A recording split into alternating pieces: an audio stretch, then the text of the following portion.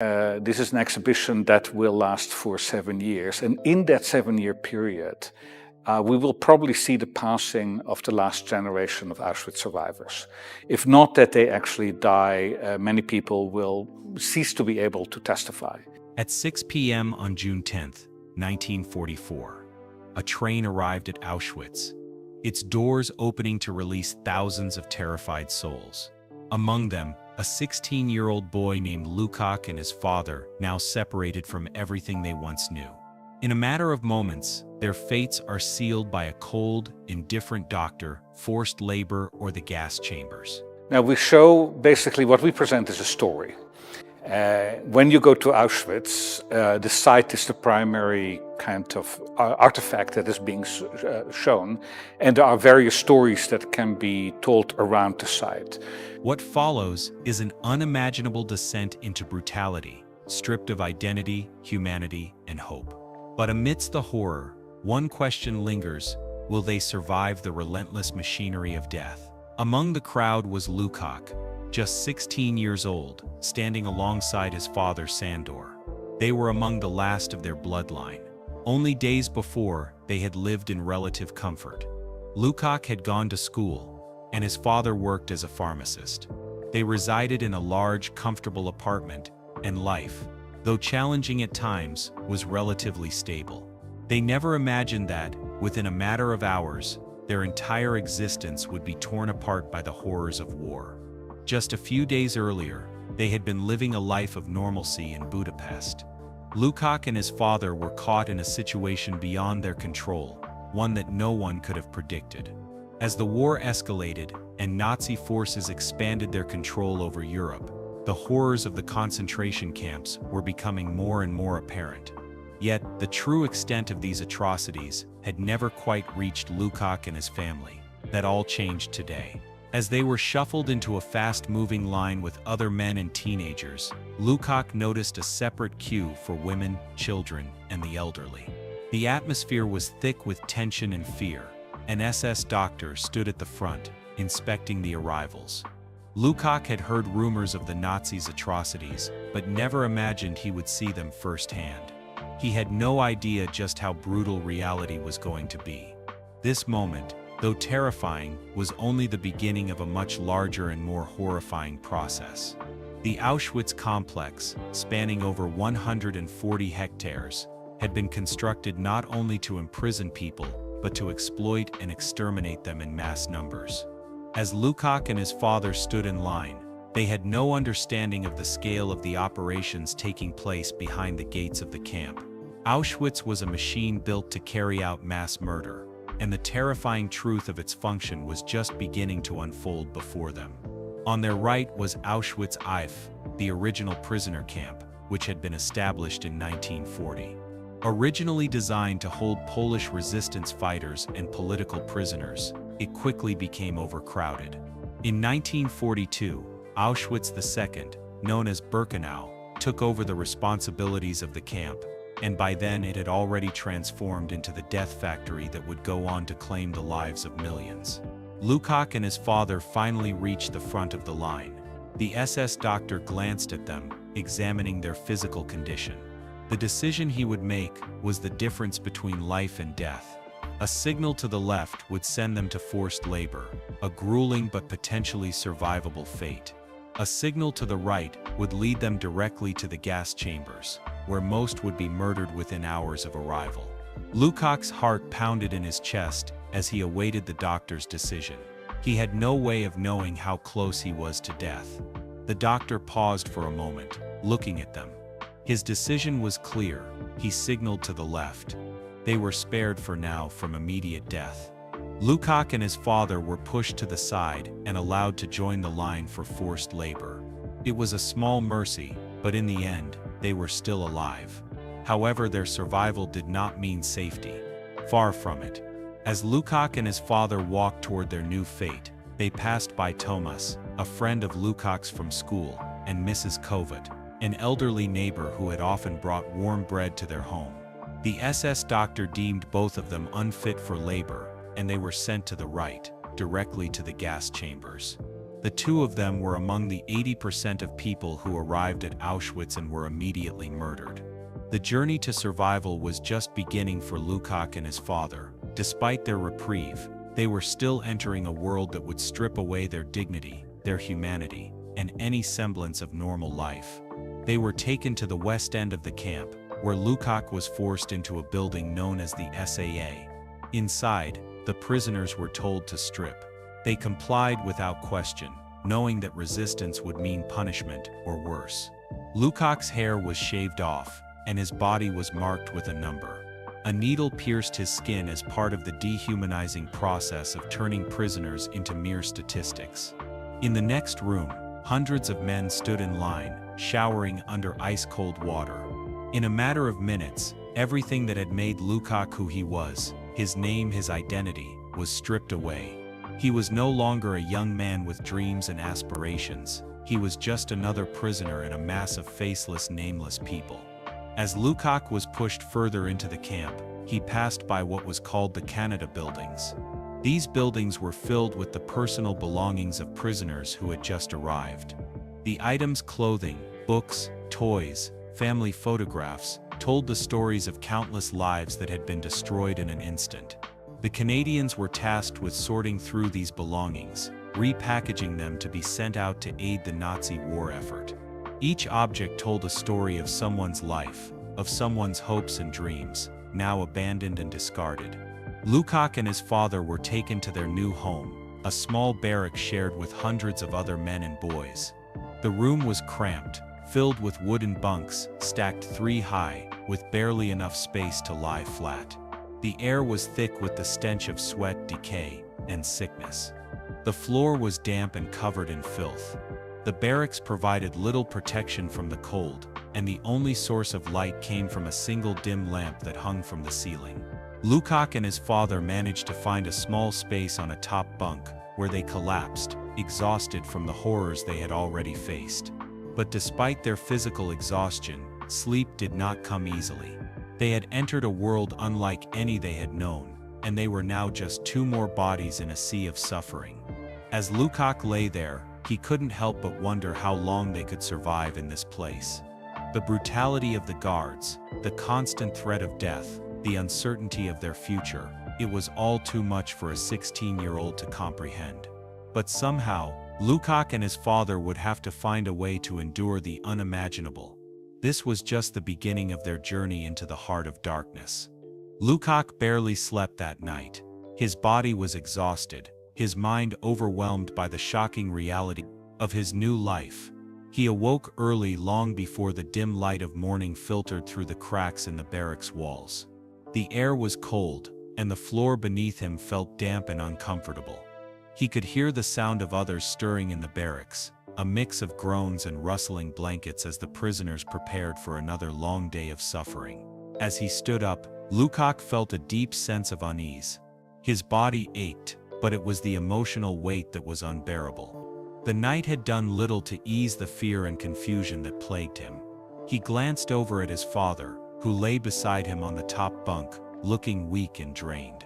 His father had been through the same horrors, but Lukács could tell he was getting weaker. They had been in Auschwitz for only a day, but already the toll it had taken on them was clear. Lukács knew he had to prepare himself for whatever lay ahead.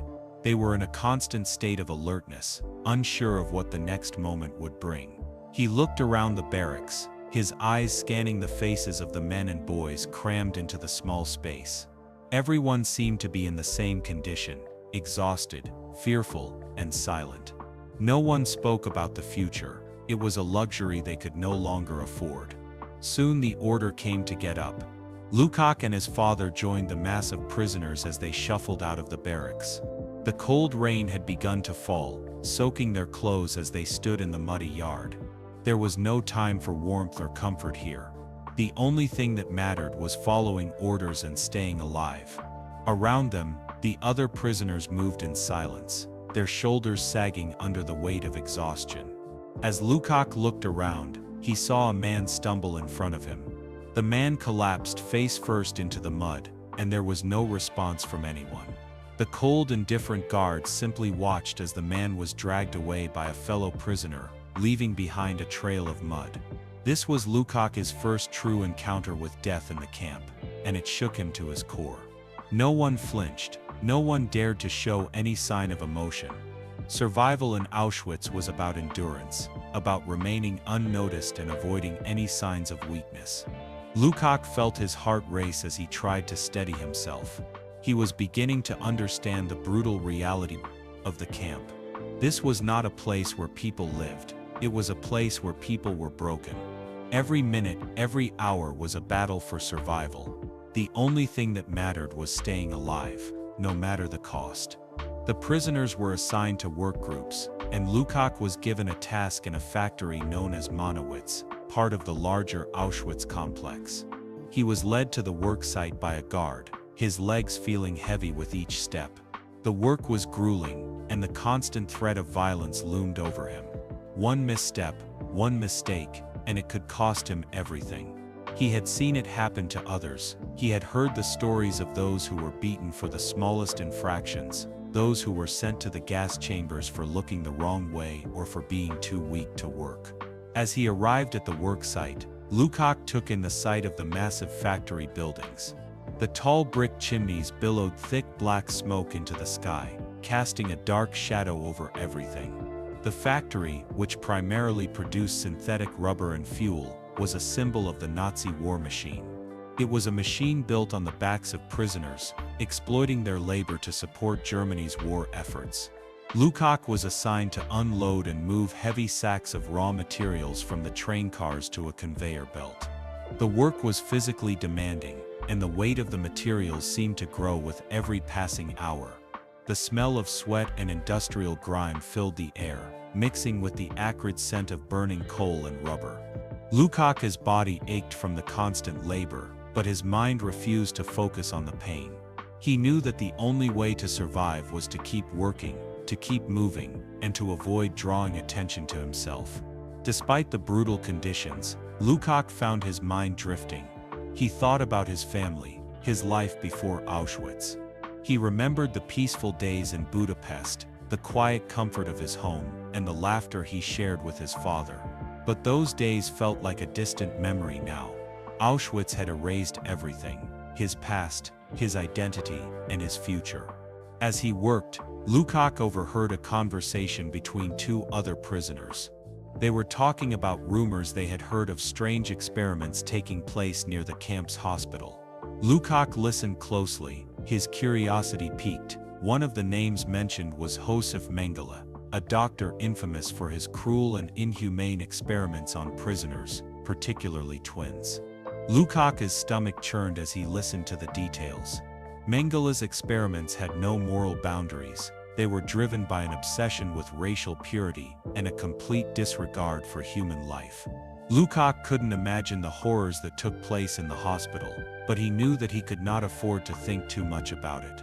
He had to focus on surviving the next minute, the next hour. He couldn't afford to be distracted. But as the day wore on, the weight of what he had heard hung over him like a dark cloud. It was hard to believe that such cruelty could exist in the world, but he knew that he was living it.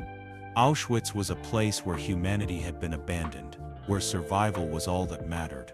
At lunchtime, the prisoners were given their rations, watery soup with rotten turnips and potato peels. Lukács took the bowl, his stomach growling with hunger. The food was barely enough to sustain a child, let alone a grown man working in such harsh conditions. But it was all they had. As he ate, Lukács overheard more whispers about the experiments.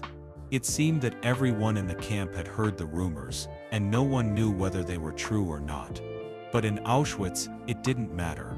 The truth was irrelevant. All that mattered was surviving long enough to see another day. After lunch, Lukács returned to his work. His legs felt heavier now, and his mind struggled to stay focused. The work seemed endless, and the weight of the raw materials he had to move felt unbearable. He could see other prisoners beginning to falter, their bodies breaking under the strain. Some collapsed from exhaustion, their bodies too weak to continue. Lukács knew that it could happen to him too. He wasn't sure how long he could keep going before his body gave out. As the day drew to a close, Lukaku stumbled back to his barracks. He was exhausted, his body bruised and battered from the work, and his mind was numb. The barracks were as oppressive as ever, the air thick with the smell of sweat and decay. He collapsed onto his bunk, barely able to keep his eyes open. As he lay there, he thought about his father. The last time he had seen him, his father had been too weak to stand. Lukaku hadn't been able to help him. He hadn't been able to save him. Lukaku closed his eyes, trying to block out the sounds of the camp, the cries of the sick, the shouts of the guards, the endless noise of suffering. He wished he could go back to his old life, back to the time when everything was simple. But that life was gone, and there was no way to get it back. All that was left now was survival. He had no choice but to keep going, to keep fighting for his life, no matter how impossible it seemed. The days in Auschwitz stretched on, each one blending into the next. Lukaku and his father endured the brutal conditions of the camp, struggling to hold on to whatever hope they had left. But in the end, hope was a fragile thing in Auschwitz. It could be crushed in an instant, just like everything else. Lukaku's thoughts often drifted to his father, who had grown weaker with each passing day. His father had been assigned to work laying railway tracks, a task that demanded strength and stamina, neither of which Sandor had left. Lukaku could see the toll it was taking on him. He tried to care for him as best he could, but the resources were scarce, and the guards made it difficult for prisoners to help each other. The bond between them had become their only source of comfort, but even that was beginning to fray under the weight of the camp's horrors. One afternoon, as Lukaku worked alongside the other prisoners, he saw something that made his heart stop. His father, struggling to keep up with the work, collapsed into the mud. Lukaku froze, watching in disbelief as his father's frail body hit the ground. For a moment, time seemed to stop. Lukaku wanted to rush to his side, but he knew better. If he drew attention to them, it would only make things worse. The guards would punish them both. Instead, he stood there, helpless, as an SS guard barked an order at a prisoner in a similar uniform. Without hesitation, the prisoner grabbed Lukaku's father by the arms and dragged him away. Lukaku's heart sank as he watched his father being pulled away, his body lifeless, as though he were nothing more than a rag doll. He knew his father's fate was sealed. There was nothing he could do. As he watched the scene unfold, a horrifying realization settled over Lukaku. In Auschwitz, death was a constant presence. It could come in many forms: violence, disease, exhaustion, but it was always lurking. His father's collapse had made it painfully clear that survival here was not guaranteed. The guards cared nothing for the prisoners' lives. They were merely tools to be used and discarded when no longer needed. After that, Lukaku's world seemed to grow even darker. His father was gone, taken away by the guards, and Lukaku was left to navigate the horrors of the camp alone. He had no idea where his father had been taken, but a terrible fear gripped him. He feared that his father had been sent to the crematorium, the place where so many others had perished. He couldn't imagine life without him. His father had been his strength, his protector, and now with him gone, Lukaku was left to face the camp's brutality on his own. That evening, as Lukaku walked back to his barracks, his heart heavy with grief, he saw a small group of prisoners huddled together on the dirt floor. They were playing chess, using crudely carved wooden pieces and a board scratched into the ground. It was a simple game, but for the prisoners, it was a moment of escape from the relentless horrors of the camp. Lukaku hovered nearby, watching the game in silence. One of the men noticed him and, without hesitation, invited him to join. For a few moments, Lukaku forgot about the camp. He forgot about the endless work, the beatings, the death. In that brief moment, he felt something that resembled peace. But even in those small moments of respite, Lukaku knew that the reality of the camp was never far away. He couldn't escape it. The next day, the brutal routine began again. Work, hunger, exhaustion, and fear. Every day was a battle to stay alive, and Lukaku knew that he couldn't afford to stop fighting. As the days passed, the camp's situation grew more dire. The Soviet forces were advancing, pushing the Nazis back and reclaiming large swathes of territory. Lukács and the other prisoners could feel it. The Nazis were losing, and their time was running out.